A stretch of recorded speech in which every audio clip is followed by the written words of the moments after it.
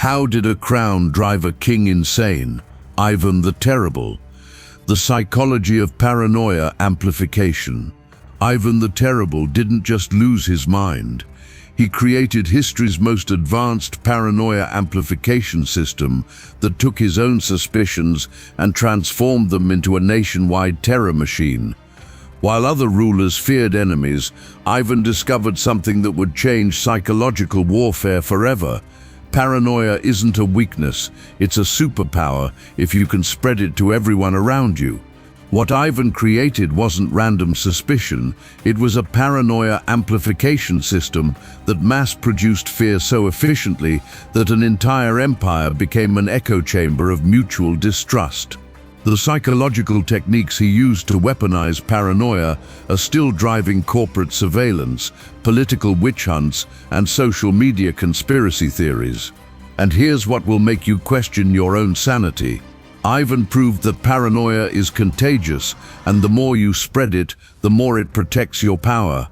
Modern psychology confirms his discovery. Shared delusions create group cohesion stronger than any rational bond.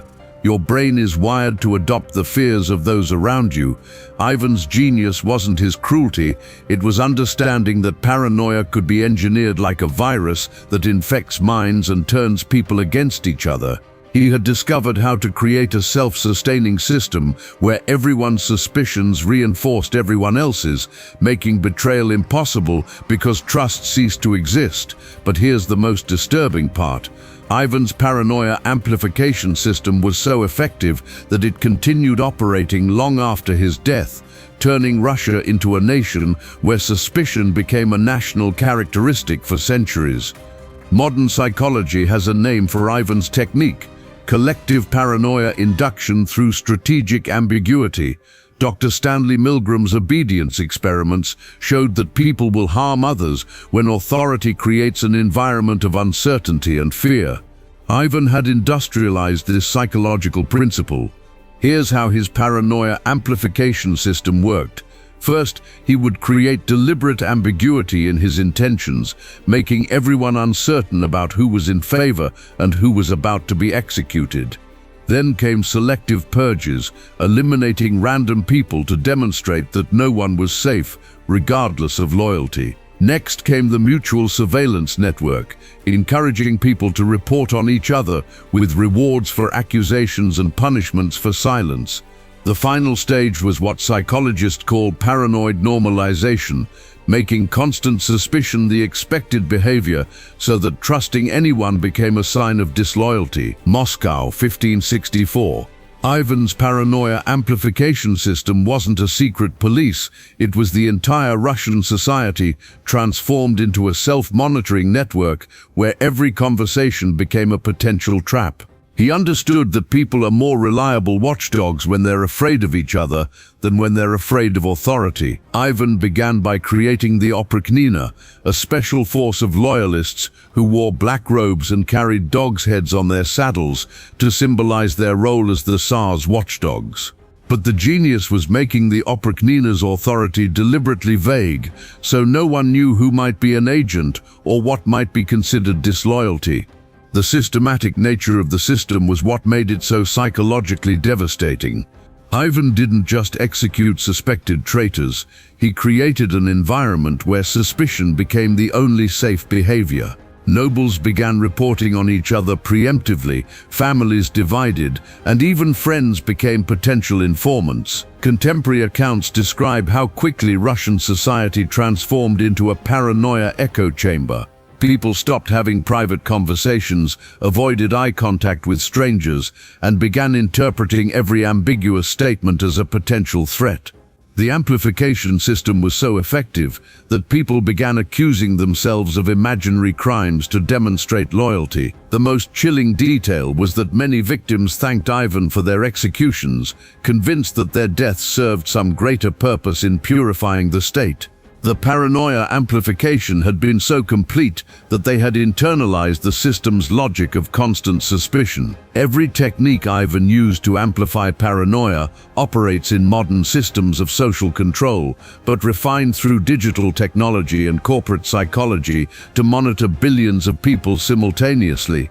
From workplace surveillance to conspiracy theory networks, Ivan's paranoia amplification system is creating echo chambers of distrust on a global scale. Corporate surveillance cultures use Ivan's selective purge technique by creating environments where job security is deliberately uncertain, with random layoffs and performance reviews that encourage employees to monitor each other. Workers learn to report colleagues' mistakes preemptively, creating a self-policing system where trust becomes a liability. Social media platforms replicate Ivan's mutual surveillance network by rewarding users for reporting problematic content and creating algorithms that amplify divisive stories.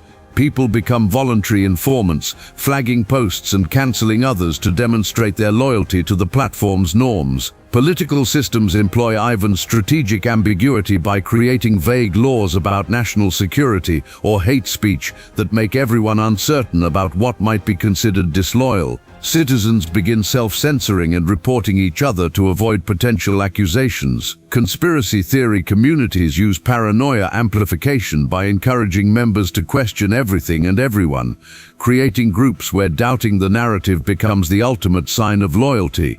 The more paranoid you become, the more trusted you are within the group. Instead of physical executions, modern paranoia systems use social ostracism, job loss, and digital cancellation to punish perceived disloyalty.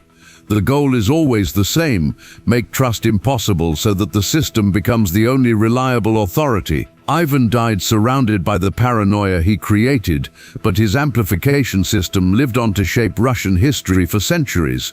His victims died in terror, but millions more lived in constant suspicion that destroyed their relationships and sanity.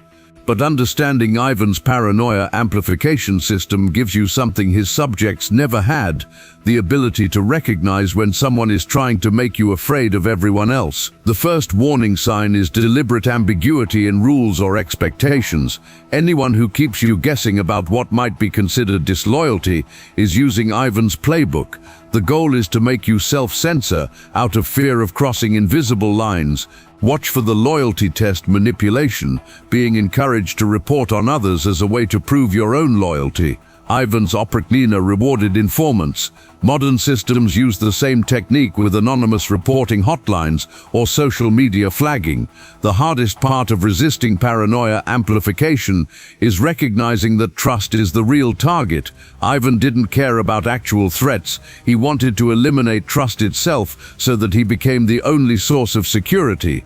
Modern paranoia mongers do the same thing with fears of hidden enemies.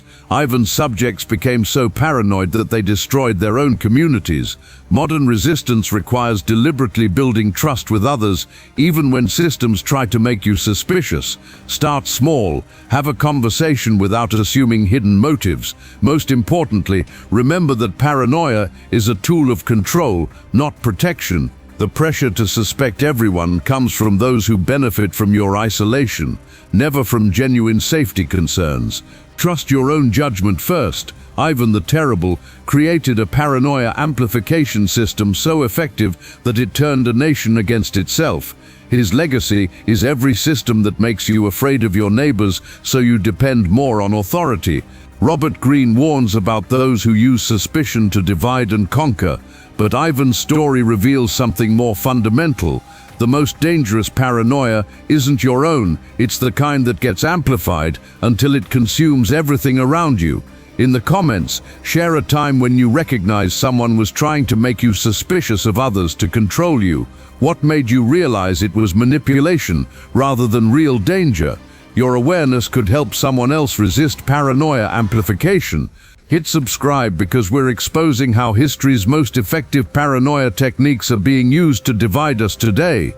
Every story reveals another way people are taught to suspect each other, and every understanding gives you more power to build genuine trust in a suspicious world. Ivan's victims died afraid of shadows that didn't exist. You don't have to make the same mistake. Your relationships belong to you, not to anyone who wants to poison them with suspicion. The Oprichnina robes and dogs' heads were just symbols. The real horror was teaching people to see enemies where there were only friends. Make sure no one ever convinces you that suspicion is safety.